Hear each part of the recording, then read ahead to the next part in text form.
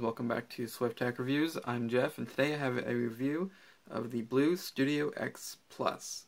It's a mid-range phone with mid-range specs, but a very large 5.5-inch HD display. Want to know more? Continue watching my video. A quick recap about what's going on with the BLU Studio X Plus. So here, we get a 5.5-inch HD display. It is IPS. 1080p video recording. That's cool. A 1.3 GHz processor, an 8 megapixel rear camera, and a 2 megapixel front-facing camera. 1 GB of RAM. 4G HSPA Plus on T-Mobile and AT&T. Micro SD compatible. That is expandable up to 64 gigs, and it's going to be upgraded to Lollipop very soon, I hope. Very nice box here. Anyway, let's talk about the Studio X Plus. So, let's talk about the design.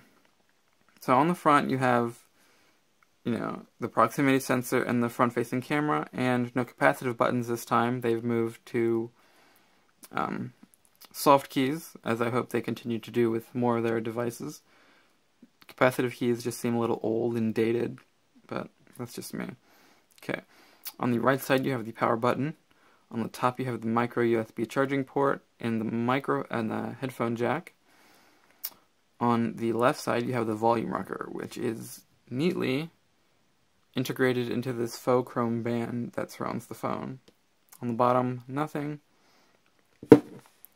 On the back you have the 8 megapixel camera with a single LED flash, blue logo, and the loudspeaker. It's not very loud, but it gets the job done. At first, when I started using this phone, I didn't know how to pry the back cover off. And then I took a good look at the micro USB charging port, and that's pretty much the only place you can start to pull the cover off. Wish they would have made that a little more obvious. Okay. As you can see, we have a large 2600 mAh battery that is removable, a micro SD card slot, SIM 1 and SIM 2. This phone is dual SIM. However, SIM 1 is a standard mini SIM, and 2 looks like a micro SIM. I'm not sure why they both weren't micro, or why both weren't standard, or both were nano. I don't get it. That technology is kind of confusing. You'd think SIM 1 would be more advanced to be able to get those HSPA plus speeds, and SIM 2 would kind of just be there to hang out. But that's not the way this works. It's kind of backwards here, but that's that. Cover snaps on pretty easily. Feels good, although this can show fingerprints and smudges very, very well. And after you look at it, after using it for a day, it does look pretty gross, I'd say. So the display on the Studio X Plus is 5.5 inches. It's not going to win any awards, but for this price range, it's an amazing display. Mostly because it's 5.5 inches, and it's IPS, so whites are white, and blacks are pretty black. And that's pretty much all that matters, right? Or the color reproduction. Things aren't overly saturated, like on AMOLED displays, and they look good without being cartoonish. I didn't notice any kind of lag or hesitation or resistance when trying to swipe or make text selections. Everything worked the first time. Didn't have to repeat any gestures or anything. It just worked the first time. So on to software. As you can see, I'm running the Google Now Launcher, and it was running the Google Now Launcher right out of the box. So it's pretty much running a stock version of Android 4.4.2. I'll go ahead and go into settings. And as you can see, there aren't many differences between this and stock Android, except for you have this hot knot thing, which is a data exchange client. So it says allow data exchange when the screen touches another device. I don't have another device that has hot knot, so I can't really test that, so I'm not sure how it works. And another customization is audio profiles. Here you got general, meeting, silent, outdoor, and all that stuff, so you can change it to what you need. And then other than that, it's a stock experience. Go to About Device, and see, Android 4.4.2. Go ahead and...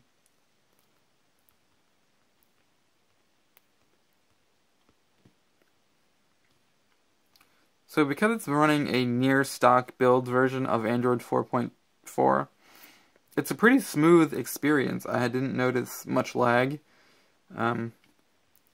Swiping through pages is fine. Even switching to Google Now, didn't notice any lag, really. And this is running a 1.3 gigahertz MediaTek processor, which isn't as good as Snapdragon, but it gets the job done, and for a phone running near stock Android, that's completely fine. So, gaming. I don't really game much, if at all. I actually don't really play games on my phone at all. That's what my Xbox is for. However, some people do, and I know some of you like to. So I downloaded Need for Speed Most Wanted, and I'll give you a quick demo of that.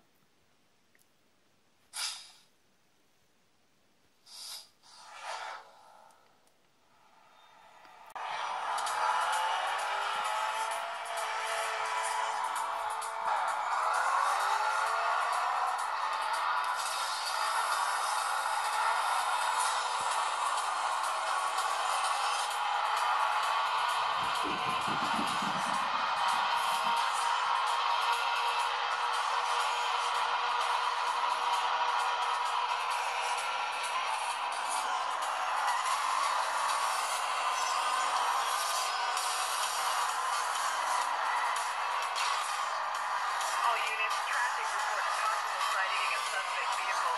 Unit required to verify. Over.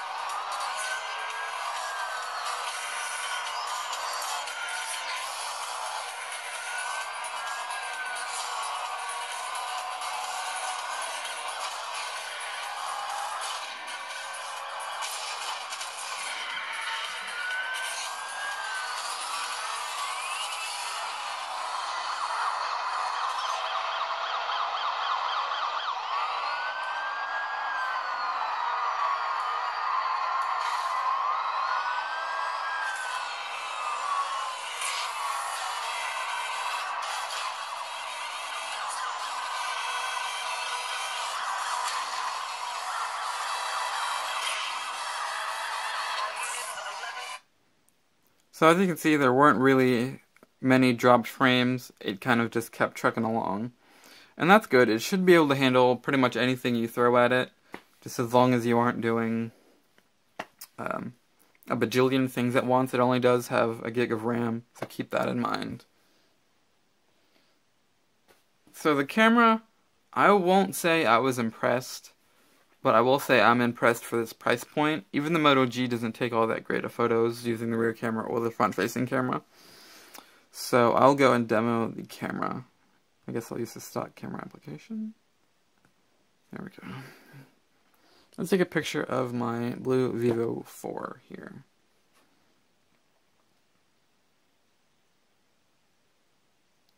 Flash is on, gotta turn that off. Okay, so I'm not sure why, but the camera won't focus at the moment.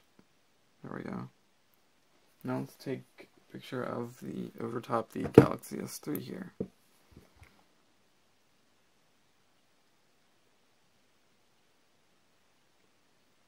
Camera just does not want to focus today. Another thing that I found out when I was trying to use the flash was try to avoid using the flash. The photos come out extremely washed out, and you can barely see anything there. I'm going to turn out the light for just 1 second and take a picture so you can see what I mean.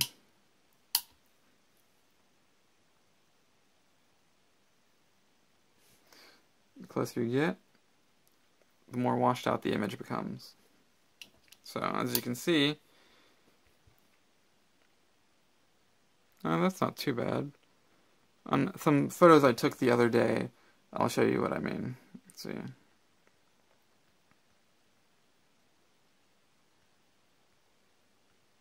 Here we go. I experienced this quite a bit. And these were taken at all different times using the... Well, they were taken back to back. I'm not sure why, but that's just there. And it happened quite a bit throughout testing. But anyway, just try to avoid the flash. It creates a whole thing you don't really want to deal with. But outdoor, it's alright. I mean, colors aren't as vibrant as you'd want them to be. For example, here's a picture of my car. It's a bright red Volkswagen Beetle. In this picture, which I will show on screen, it's very dull. It's very dull and lacking. And for a car that's very, very bright red, this is kind of disappointing to me because it doesn't really capture that vibrance that the color of the car actually has. And that's kind of a real big disappointment.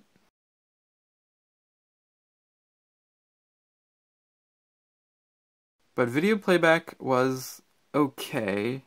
The camera had a hard time trying to continue to focus, and it was very shaky, but that's because there's no OIS. So let's go ahead and show the video.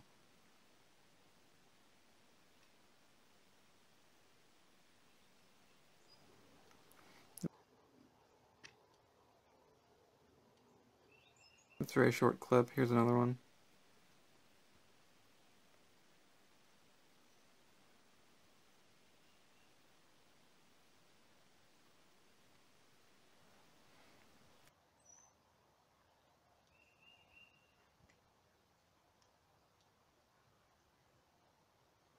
So as you can see, the camera definitely struggles to capture, to keep focus on anything, even when you're moving, which I haven't really experienced before in any other of my high-end phones, but that's mostly because they have OIS. So battery, you should be able to get through a full day. This does have a 2600 milliamp hour battery.